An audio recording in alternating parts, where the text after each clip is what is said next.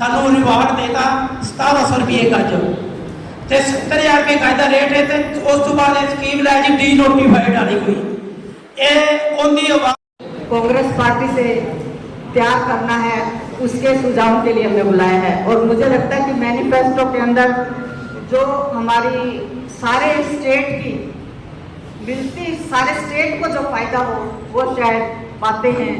और 3 बातों को लेकर, एक किसान से, दूसरा मजदूर से और तीसरा जो है हमारी पंचायतों से जुड़ रहे हैं। तो कुछ सुझाव मैं आप लोगों के साथ साझा करना चाहती हूँ।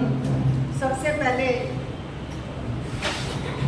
एमएसपी का दर्जा तो हमने जो है पहले लोकसभा के मैनिफेस्टो के अंदर जो है हमारे था और उसका हमें काफ़ी बेनिफिट भी हुआ। और उसके साथ साथ जो है किसानों को जो है धन उधार दाताओं को दिलवाने के लिए, उनका प्रभुत्व दिलवाने के लिए जो है हमें प्राप्त क्रेडिट सुविधा जो है वो कृषि जोखिम को ग्रामीण क्षेत्रों में उपलब्ध करवानी होगी। गांव के अंदर अगर हम ये सुविधा उपलब्ध करवाएंगे तो इससे हमारे किसानों को और अधिक बेनिफिट होगा। दूसरा जो है केंद्रीय और राज्य सरकारों को बैंकिंग प्रणाली को समर्थन देना होगा।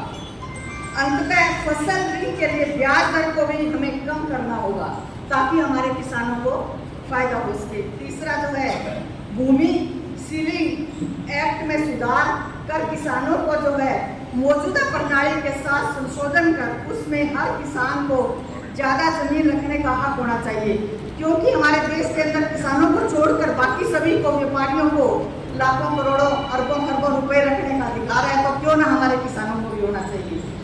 चौथा जो है बीज के अंदर, जैसे मुझसे पूर्व भी वक्ताओं ने बताया, चावड़ा जी ने भी बताया और भी लोगों ने बताया, बीज में जो है सुधारीकरण की जरूरत है हमें कि किस प्रकार से जो है बीटी काटन में जो है बीज अच्छा न होने की वजह से जो है हमारी फसलें बर्बाद हो जाती हैं, कीड़े लग जाते हैं, तो उसके अंदर सुधार करने की भी जरूरत है। जो 5वां जो है सरकार अगर किसान की भूमि पर सरकारी प्रोजेक्ट लगाना चाहती है तो किसान को जो है किसान की सहमति लेना जरूरी है। और दूसरा जो उसको उचित मूल्य, जमीन का उचित मूल्य दिया जाना चाहिए किसान को। अब मैं बात करूँ अगर पंचायत की, तो पंचायत के लिए आय के साधन बढ़ाने चाहिए ताकि सरकार द्वारा जो सरकार हमारी राशि देती है पंचायत को, उसको भी हमें बढ़ाना चाहिए। और दूसरा जो है पंचायत के अधिकारों में वृद्धि की। आपने एक रंगोली नारा भी है हमारे साथ में, उसकी तरफ भी ध्यान। और किसान पे निर्भर है, अगर हमारा किसान जिंदा रहेगा तो हमारा देश जिंदा रहेगा। आप एक आदमी शहर का दुकान है, दुकान में माल भी नहीं है, 2 या 3 ताले लगाने जाता है।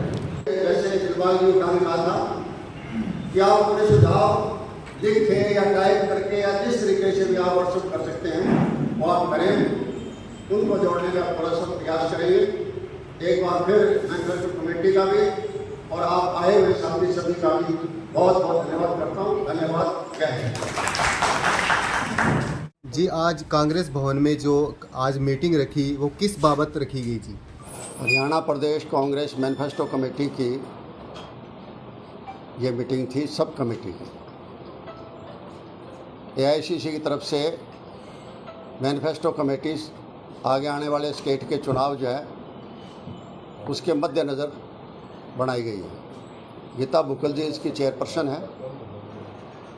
और कमेटी की मीटिंग हुई, उसके बाद हमारे प्रदेश के जो प्रभारी हैं दीपक बावरिया जी, उन्होंने कुछ सब कमेटियां भी बना दी उसी में से, जो अलग अलग जगह जाकर अलग अलग जो लोग हैं जो प्रभावित होने हैं उन सब की जो है कहा गया है कि उनकी मीटिंग लें और उनसे सुझाव मांगें। ये जो सब कमेटी है ये है किसानों के लिए, श्रमिकों के लिए, पंचायतों के लिए और किसान से जुड़ी हुई जो अन्य समस्याएं हैं उनके लिए, जैसे डेयरी फार्मिंग वगैरह हो गई, कोऑपरेटिव सेक्टर हो गया और हो गया, सारी चीज़ें इसमें मिली हुई है।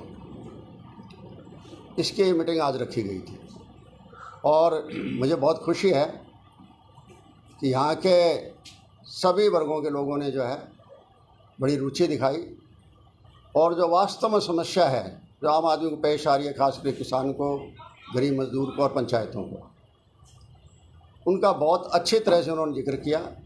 केवल समस्याएं नहीं बताई, उनका हल भी उन्होंने बताया।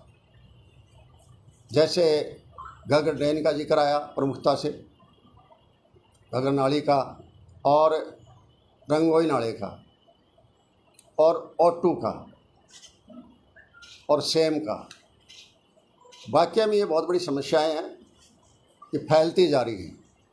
अकेला सरसा में रह गई है, फतेहाबाद के अंदर भी ये समस्या है और कई जिलों में ये समस्या है। बहुत बड़ा मुद्दा था। और ये जो बातें आई हैं सभी, इसी तरह श्रमिकों की बात आई कि मनरेगा के दिन बढ़ाए जाएं और साथ में उनका वेतन बढ़ाया जाए। पंचायतों की पावर बढ़ाई जाए, जिस तरह से आज भाजपा सरकार ने, मोदी सरकार ने पंचायतों के मतलब एक किस्म की सारी पावर छीन ली है और जिम्मेदारियाँ बहुत ज़्यादा डाल दी गई है और पावर कोई है नहीं। तो इन चीज़ों का जिक्र सबने अच्छी तरीके से किया है। सर, मैनिफेस्टो के अंदर युवाओं के लिए कितने क्या सुझाव आए हैं और किस प्रकार से? नहीं, युवाओं के भी आए हैं, बेरोजगारी संबंधित भी आए हैं, शिक्षा से संबंधित भी आए हैं और आरोग्य से संबंधित भी आए हैं, हेल्थ से संबंधित भी, ऐसी कई चीज़ें आई हैं। वो भी जो है, क्योंकि मैं अकेला सब कमेटी का नहीं, मैं कमेटी का भी मेंबर हूँ, स्टेट कमेटी का भी, और साथ में बाद में जो है इन मैनिफेस्टो की ड्राफ्ट करने के लिए कमेटी बनी है 5 मेंबरी, उसमें भी हूँ। तो मेरा पूरा प्रयास रहेगा कि जो यहाँ के लोगों ने अलग अलग वर्ग की समस्याएं जो रखी है उनको सबको जो प्रमुखता से उस मीटिंग में उठाना और आगे आने वाले मैनिफेस्टो में उनको जुड़वाने का काम प्रयास रहेंगे मेरे। बाकी तो सारा का सारा काम जो कमेटी भी करेगी और अंतिम फैसला जो ड्राफ्टिंग कमेटी करेगी, उसके बाद फिर AICC के पास भी जाएगा, उनकी मंजूरी के बाद जब फिर ये प्रिंट मीडिया में आएगा। ये संपत सिंह जी, आपका कितने दिन का टारगेट है? कितने दिन में आप ये रिपोर्ट तैयार करके ऊपर हाईकमान को भेजेंगे? देखिए, अभी हमें फ़िलहाल ये नहीं कहा गया है कि फ़लाँ तारीख तक कर लें। ये कहा है कि ज़्यादा से ज़्यादा लोगों तक आप पहुंचने की कोशिश करें, ज़्यादा से ज़्यादा जो है मीटिंग लें और ज़्यादा जो लोग जाएं, क्योंकि कई जगह कोई समस्या ऐसी होती है, कुछ क्षेत्रीय समस्याएं भी होती है, अकेली स्टेट के नहीं, कुछ इलाकों की विशेष भी होती है। तो इस तरीके से प्रयास चल रहा है कि सारी स्टेट के अंदर अलग अलग विभागों से संबंधित जितनी कमेटियाँ बनी हैं वो सब कमेटियाँ वो मीटिंग ले रही है सारी, और जब सबकी रिपोर्ट्स आ जाएगी, ये तो हमारी सब कमेटी की चेयरपर्सन और दीपक बावरिया जी हमारे इंचार्ज हैं, जनरल सेक्रेटरी हैं, जो वो बाद में निर्णय लेंगे कि इस तारीख तक ये फाइनल रिपोर्ट हमारे पास आ गई है, और उसके बाद वो कमेटी में डिस्कस हो जाएगी और फिर ड्राफ्टिंग कमेटी में जाएगी और अंतिम काल में फैसला हो जाएगा। आपको कितने जिलों का दिया हुआ है चार्ज? अरे इसमें जिले नहीं दिए हुए हैं, जिले नहीं दिया, सारी स्टेट दिए। कहीं भी आप मीटिंग करें, जितना जो कर सकते हैं। फिर ये नहीं है कि मैं ही लूँ, और जो मेंबर हैं, सब कमेटी के मेंबर्स हैं, वो भी जाएँ और जा भी रहे हैं, अलग अलग रूप में जा रहे हैं। एक एक कमेटी का मेंबर भी जा सकता है और उसके साथ जो है ना वो बातें ले आएगा, ले आने के बाद सब कमेटी को दे देगा और सब कमेटी को दे देगा।